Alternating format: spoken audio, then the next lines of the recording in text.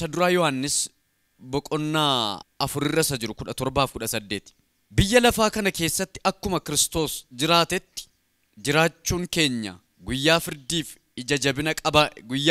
ija jabina qabna kanaan jaalala Waaqayyoo nu biratti fiixaan ba'uusaati jaalala keessa sodaan hin jiru ameen jaalalli inni iddoo ga'e sodaa gadi baasee ingata sodaan adabbiitti hidhamee waan jiruuf namni sodaatu jaalalli isaa iddoo hin geenye jedhaan iddoo kana ergaa kana kan barreessu Yohannisiidha Yohannis kun immoo isa wangeela barreesseedha isa ergawwan sadan barreesseef isa mul'ata barreesseedha Yohannis kun sadanuu iyyuu ergaa isaa isa tokkoffaa yeroo barreessu ergaa isaa tokkoffaa isa kana yeroo barreessu jechuudha maal jedhee barreessa Yohannisi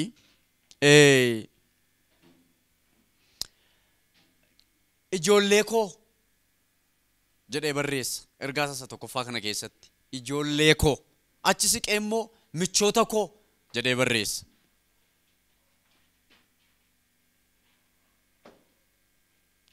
dhageessanii ergaa isaa jalqabaa kana ijoollee koo jedhee barreessa achi siqee immoo michoota koo jedheeti kan inni barreessu jechuudha maal jechuudha achitti jalqaba irratti ijoollee kooti isinii jedhaan argitanitti yoo ta'e boqonnaa tokko lakkoofsa tokko irratti Yohannis boqonnaa tokko lakkoofsa tokko irratti wa'ee isa jalqabaa jalqabee ture sagalicha jireenyaa sana isiniif caafna jedhaan wa'ee isa jalqabee sagalichaa sana maal goona isiniif caafna wangeela isaa boqonnaa tokko keessatti immoo sagalichi jalqaba Waaqayyo bira ture wa'ee sagaleeti wa'ee kanaaf Yohannis ergaa isaa keessatti focus kan inni godhu wa'ee Kiristoosiiti wa'ee Kiristoos focus godha yookaan wa'ee Kiristoos irratti xiyyeeffata wa'ee Kiristoos irratti xiyyeeffata Yohannis guutummaan wangeela isaa ergaa isaa maal mul'anni isaa kun wa'ee Kiristoos irratti xiyyeeffata jechuudha ergaan isaa inni lammaffaan kun immoo kan inni isa sana michoota isaatiif ijoollee isaa warra ta'aniif barreessa michoota isaatiif ijoollee isaa warra ta'aniif barreessa jechuudha inni lammaffaa kan inni ergaa isaa kana barreessu jechuudha waldaa kana kan inni fudhatee barreessu akka maal jedhamti haadha manaa akka haadha manaatti fudhatee barreessa misirroo akka misirrootti kan inni fudhatee barreessu yookaan akka haadha manaatti fudhatee barreessa isa sadaffaa namicha maqaan isaa Gaayos jedhamuuf barreessa namicha maqaan isaa Gaayos jedhamuuf barreessa haa ta'u iddoo nama dubbisee isa duraa kana keessatti wa'ee jaalalaati kan inni xiyyeeffatee barreessu jechuudha wa'ee jaalalaa dubbata ፍቅር ማለት ምን እንደሆነ ፍቅር ማለት ምን ማለት ነው namni jaallatu sodaa akka hin qabne namni jaallatu sodaa akka of keessaa hin qabne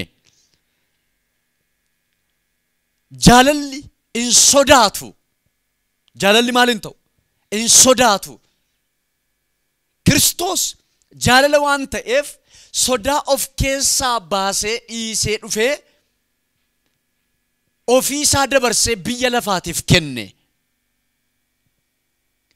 sodaan maal jala jira jedha firdii jala jira jedhaan sodaan firdii jala jira kanaaf jaalal namni sodaatu jaalalli isaa maal hin taane ree iddoo hin geenye maachurdiin taane bilchaataan taane jechuudha namni sodaatu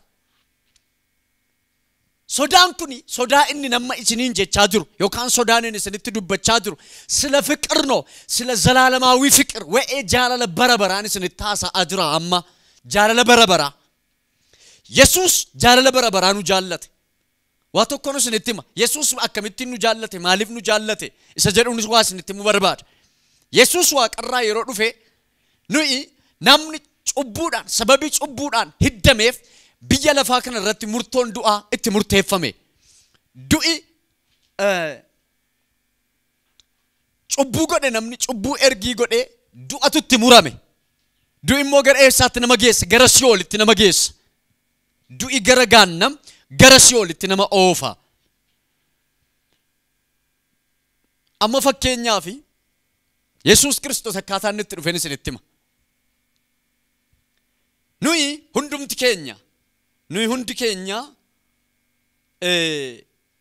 hundi keenya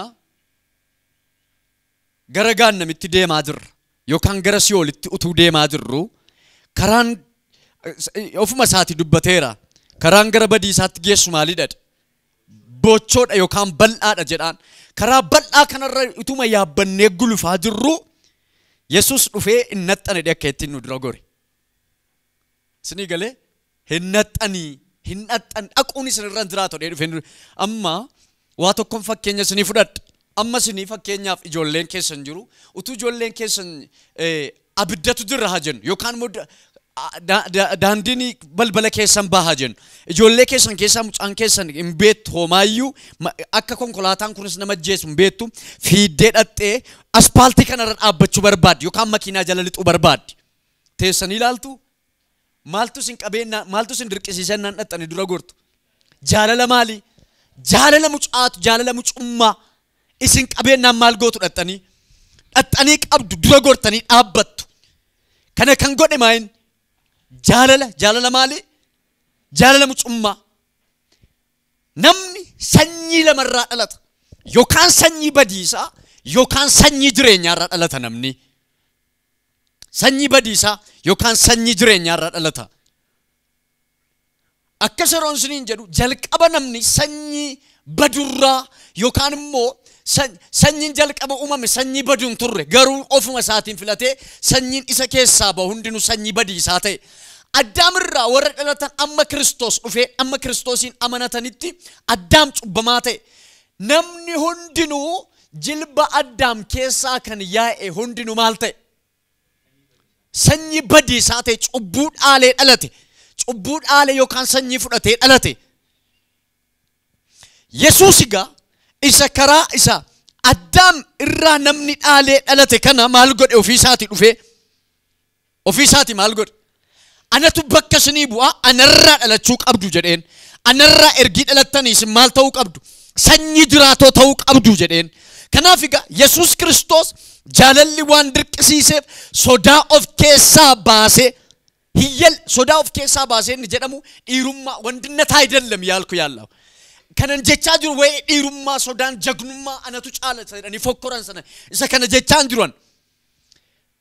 jechaan jiru sodaa jechuun walii lama. Yesuusi waaqa guddaadha, waaqa ammanaga, waaqa danda'an, waaqaaf lafa kana bulcha, waaqaaf lafa kana hooggana. Amma sodaa jechuun amma qaanii sheem isa jedhamu sanaadha. Sheemii beektu akka waan qalde qaana'u salphina akka waan kanatti herregu. Amma fakkeenyaaf amma pirezidaantii Ameerikaadhaan kottoo as keessa taa'e yoo jenne akkamitti intaa dhufe cal jedhee ma dhufe gubaa dullitee folledhee intaa maaltu isa qaba? Hin qaana sheemiitu isa qaba. Waayit Haawusiidhaa ka'ee dhufee addana taa'u jechuudha. Yesuus egaa teessoo bara baraarraa ka'ee ulfina bara baraarraa ka'ee utuu sheemiin isin qabin jaalalli harkisee fide lafa malleef saba mallee gidduu dhufee taa'e jechuudha. Fiqir ማለት ይሄ ነው. Isinii galaa dubbichi. Jaalala jechuun isa kana jaalalli sheemiin hin qabne jechuudha. Inni akkasadha damgibaat raasuu yellewum jedhan bifayyuu hin qabu inni jedhu kuni fokkisaa jechuu miti by the way. Nama taraa jechuudha malee. Nama taraa ta'e la waaqa guddaatu nama taraa ta'e akkasachuunsa inni bifayyuun dhabe simbooyyuun dhabe dhamini Yesuus yeroo biyya lafaa kanarra deddeebi'aa ture nama taraa ture nama እንዳው እንደኛ ዛሬ አልነበር akkuma tajaajila arallee nu suufii keenya dilitti goone maal jenne yeroo sana akkasin ture sababni isaa Yesuus Kiristoos kan inni deemee tajaajilaa ture yoo xiqqaate lafa kiiloomeetira 30 40 50 yerootti dhagna dhiqatu yerootti miilla isaayyuu dhiqatu hin qabu akka aadaa Yihuudootaatti immoo namni tokko karaa deemaa dhufe yeroo taa'u maal godha miilla isaa dhiqata. Kanaaf inni aadaa Yihuudootaa keessatti nam tokko karaa deemaa yeroo oolee dhufu maal dhiqata? Miilla isaa dhiqachuun dirqama. Kanaaf miilla bartoota isaa kan inni dhiqeef. Isiniin dhiqa har'a jedheen har'a isiniin dhiqa kan inni jedhe. Kun seera isaaniiti. Yesuus Kiristoos kanayyuu raawwanne. Uffata isaa isuma torbee tokkotti baanjooraa ture isuma bososaa sanaan dhufee kanayyuu arganne Yesuus. Argitanii kana jechuun ilaalame bantii Waaqaa amma inni ga'u iddoo kana dhiisee jaalalli utuu seenii isan qabin utuu bakka utuu qaaneeffatin iddoo biyya dhuunfaasaa dhiisee dhufeedha. Utuu wanti tokko isan qabin maal ta'e gara biyya lafaatti adeemsa godhe. Hin maluuf iddoon kun isa mini anaaf isiniif hin malu giddii majiraan malee. Biyyi lafaa kun hin malu nu eenyuuf nuuf isaaf hin malu ture. Iddoon kun iddoo jibbisiisaa. Namni silaa eessa dhaqa ture? Si'ooliin dhaqa. Si'ooliin dhaqa ture mini jaalalatu fidi jenneer. Namatu eessa dhaqa? Si'ool yookaan si'oolitti gadi bu'a namni. Qooda namni si'oolitti gadi bu'u hin qabu dhaqee si'oolitti gadi bu'ee ofii.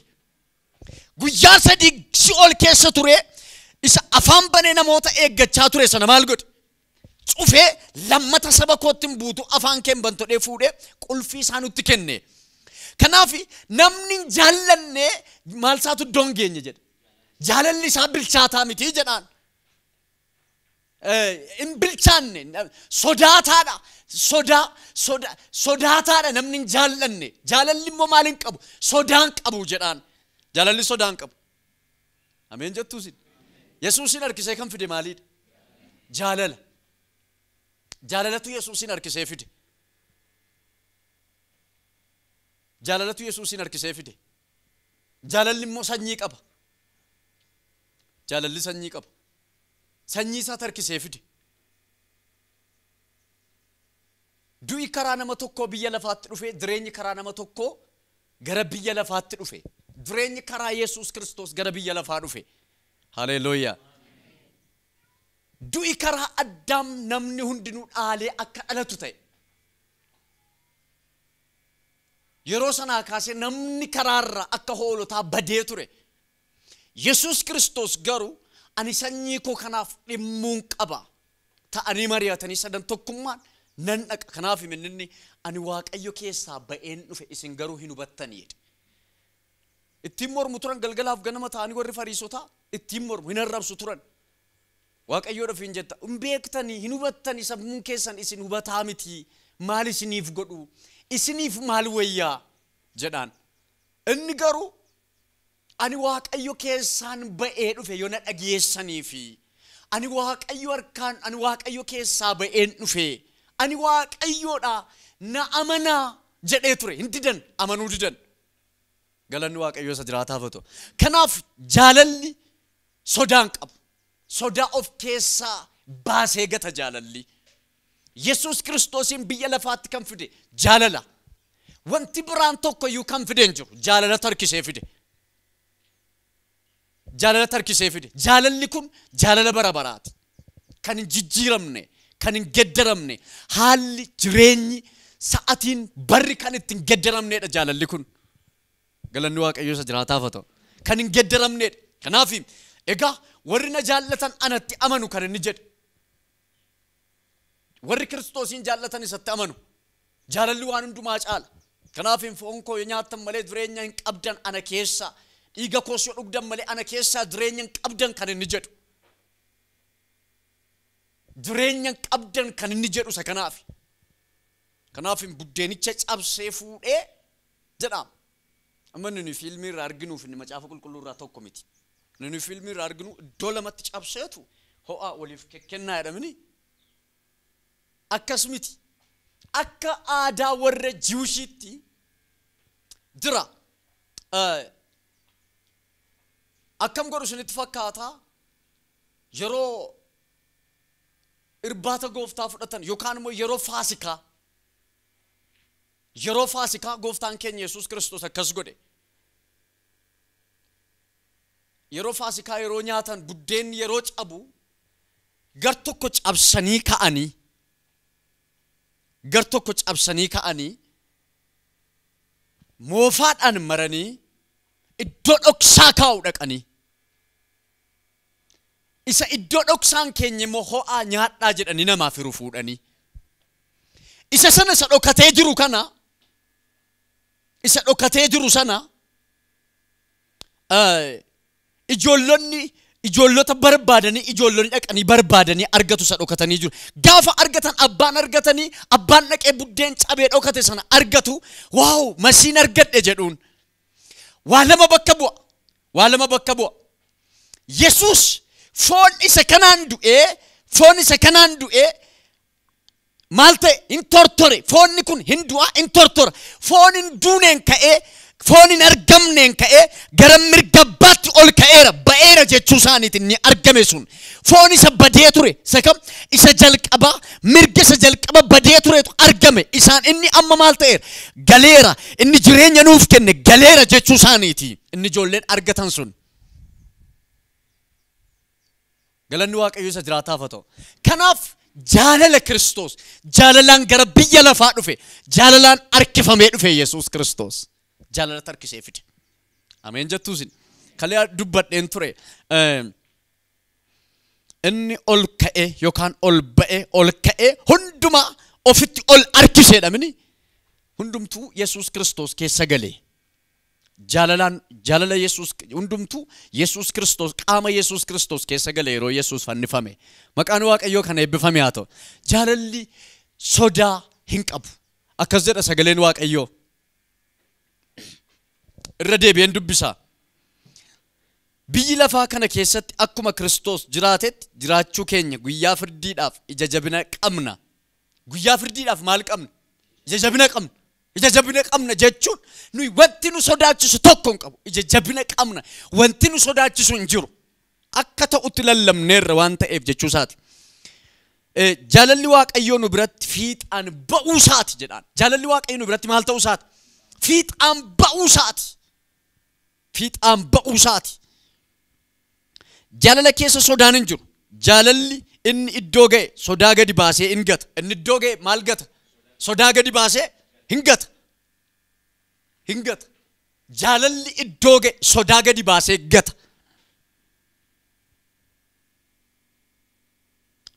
sodaan adabbiitti hidhamee waan jiruuf namni sodaatu jaalalli isaa iddoo hin geenye maalitti hidhamee jira sodaan adabatti yookaan adabbiitti hidhamee jira sodaan namni sodaatu namni wa'ee kana jechuun namni jaalala Kiristoosiif sheemiin isa qabu adabbiin irra ga'uunsaa hin hafu jechuudha sinii galee namni wa'ee Kiristoosiif sheema'u namni wa'ee Kiristoosiif sheemiin yookaan immoo sodaan saalfiin qaaniin itti dhaga'amu adabbiin irra ga'uunsaa hin hafu kanaaf ani wangeelatti yellaa'u kan inni jedhuuf ani wangeelatti hin qaana'u kan inni jedhuuf ani wangeelaaf ijallaaf ani wangeelaaf wa'ee wangeelaa dubbachuuf hin qaana'u kan inni jedhuuf jechuudha galanni waaqayyo isa jiraataaf haa ta'u kanaaf jaalalli sodaa gadi baasee gata of keessaa wa'ee jaalalli Kiristoos bakka baay'isoo namni jalqaba jaalalli Kiristoos yoo isaa galee nama jaallata jaalala Kiristoos yoo isaa galee nama jaallata namni immoo nama jaallatu yoo ta'e du'aadha sagaleen waaqayyoo namni du'aan immoo jireenya hin qabu jedhaan namni du'aan jireenya hin qabu ifa keessan jira jechaa kan obboleessa isaa jibbu jireenya hin qabu dukkana keessa jiraata haleluuyaa maqaan waaqayyoo kan eebbifame haa ta'u kanaaf jaalalli Kiristoos arra nu duukaa jira nu keessa jira yeroo hundumaa jaalalli Kiristoos nu keessaa dhiitata jaalalli Kiristoos yeroo hundumaa jaalalli Kiristoos baay'isoo namni jaalalli Kiristoos keessa jiru wanti hundinuu yoo dhufe sodaatu balaan yoo dhufe ari'atamni yoo dhufe isinitti meera biyya lafaa kana keessa jirra biyya lafaa keessa jira sodaan jira maani dhukkubi jira kaleessa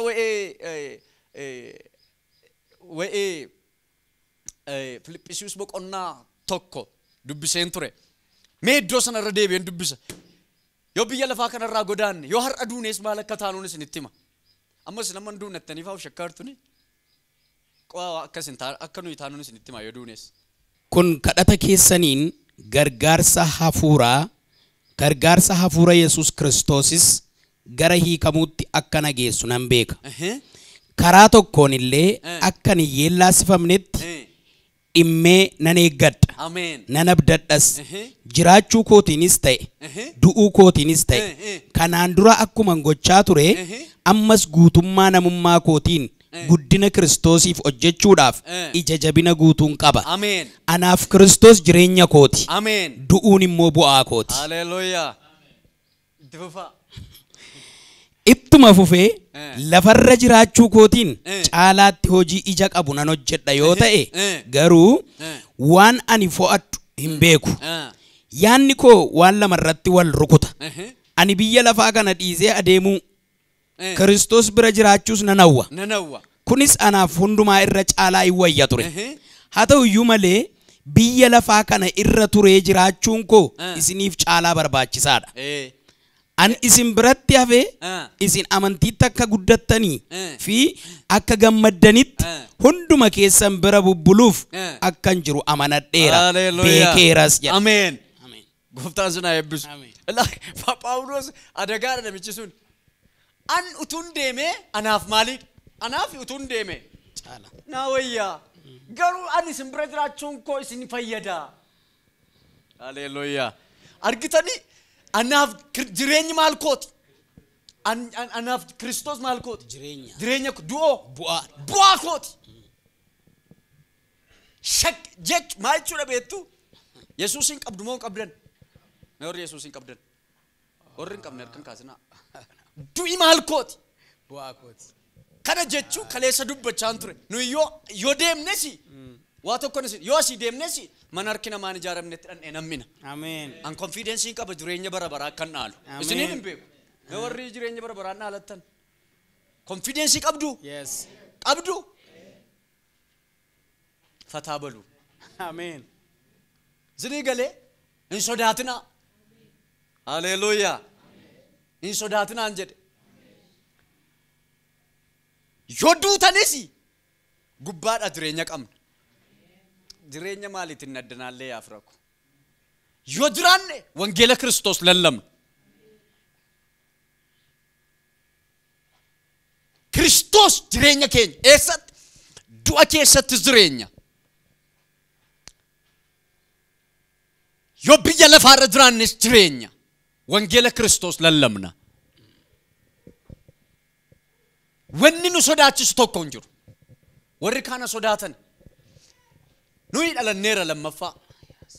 Nuyi lammaffaa dhalanneera. Namni iddoo dhalate dhaqa. Namni iddoo irraa dhalate dhaqa. Dhageessanii? Namni iddoo irraa dhalate dhaqa.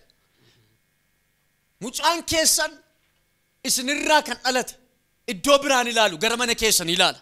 Nuyi lafa dhalannee qabna. Iddoo dhalannee ilaalla galgalaaf ganama. Amen. Haleluuyaa. Iddoo dhalanneef lafa dhalanne ilaalla. Eessaa dhalanne nuyi olii dhalanne. Nuyi gadiin dhalanne olii dhalanne. Haleluuyaa.